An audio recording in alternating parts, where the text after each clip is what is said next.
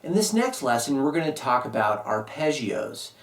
And the best definition I can give of arpeggios are isolated notes of major or minor chords and other chords too, but today we're just going to worry about major and minor chords. And we're going to talk about a major movable shape and a minor movable shape that are both arpeggios. Let's look at the major shape first. So if we take the 3rd fret on the E string, we start with a G note, a G natural note. So if I do a G major arpeggio from this spot, I'm going to grab the 3rd fret on the E, then the 2nd fret on the A string, then the 5th fret on the A string, and then optionally my octave on the 5th fret on the D string. So what I've done is I've isolated in this phrase each note of a G major chord. The root of the chord, what's called the 3rd of the chord, the 5th and the 5th of the chord. And this is the octave, which is optional. Check this out. If I grab a G major chord, I can do the same thing if I pick individual notes. Right? But this shape is not movable. I get different things happening if I move this shape up and try and repeat the same thing. So I can take that G major chord and I can arpeggiate it by playing single notes from the E string, A string, D, and G string. And that gives me my root of the chord, 3rd, the 5th, and the octave of the chord. But instead of doing that, I'm creating this shape, which is movable, and which means I can change the key of the arpeggio. Here's a G major arpeggio. If I move up a half step and I focus on my E string as where the roots are with this shape, I've got a G sharp major arpeggio. A sharp, 5th fret E string, and so on. So now with this one shape, I know all the keys for major arpeggios rooted off the E string. Now I can take that same shape and I can lower it to the A string. And so my root becomes different. If I start on the 3rd fret A string, I've got a C. And if I do that same shape, now I have a C major arpeggio.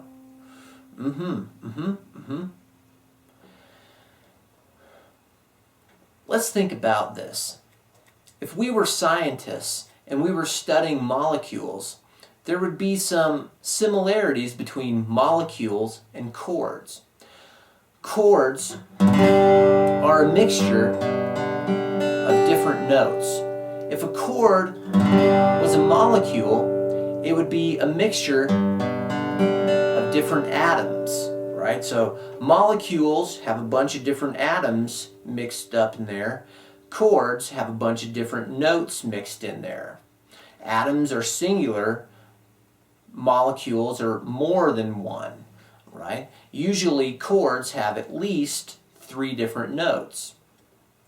And in a G major arpeggio, I would be isolating each note within the chord, or, if you want to go scientific, each atom in the molecule.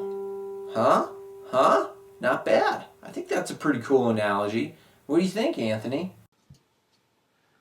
Yes, Jeffrey, it is good analogy, but with much wind and rain, it is important to add that without moisture, it can damage hair follicle. All right. He digs it. Okay, so we've looked at major arpeggios. Now let's look at minor arpeggios. If I take an A minor arpeggio, I'm going to start off the 6th string, 5th fret.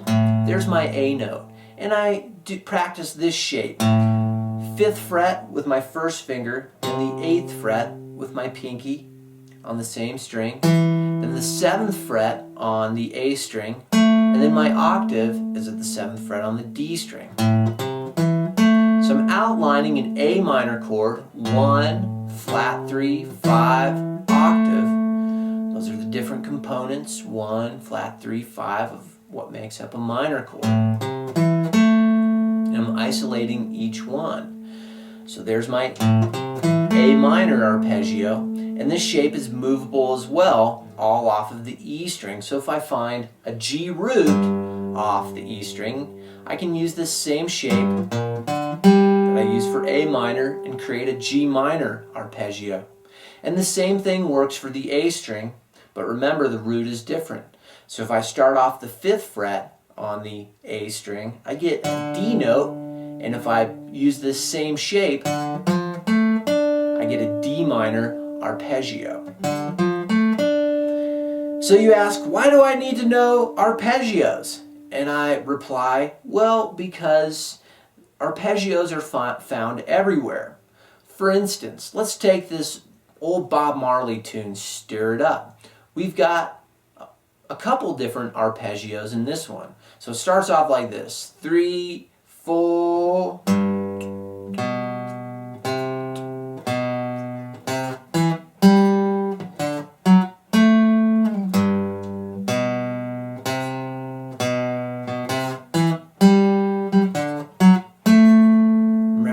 Remember that lick? Okay, well if we take that G, that root, he's almost doing an arpeggio here. But he's not using his pinky. Instead, he's going to the 4th note of the scale, which is the 3rd fret A string. So that's our first G major lick. Almost a complete G major arpeggio. Then we go to a C major arpeggio off the A string. Then to a D major arpeggio. Right? Because the root, 5th fret on the A's, D. 3rd fret on the A's, C. So we get a cool melody line based almost strictly off arpeggios. Let's take a look at some examples of some minor arpeggios in some tunes. Okay, Heartbreaker from Led Zeppelin. If we take that riff, it's almost completely an A minor arpeggio with some chromatic notes in it, but it's based off an A minor arpeggio.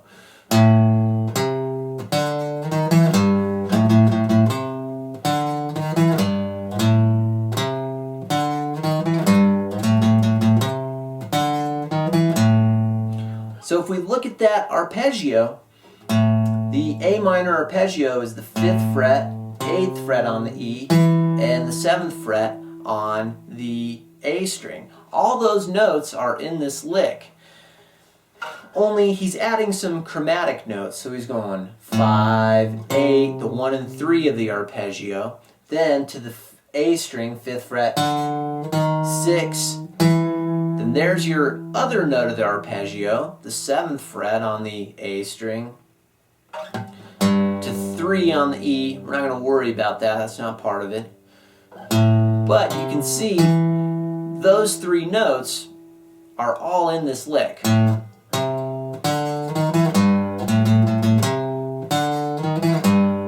Then when he goes to the 2nd phrase of the song, he's going to a B minor arpeggio, and he's starting on the 2nd fret A string and doing almost the same exact phrase.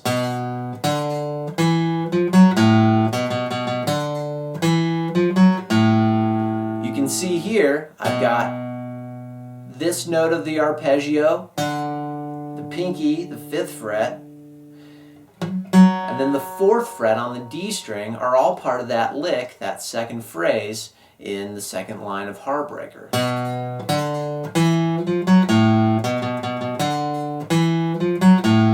As you can see, arpeggios are everywhere. Okay, so that wraps up my lesson on arpeggios.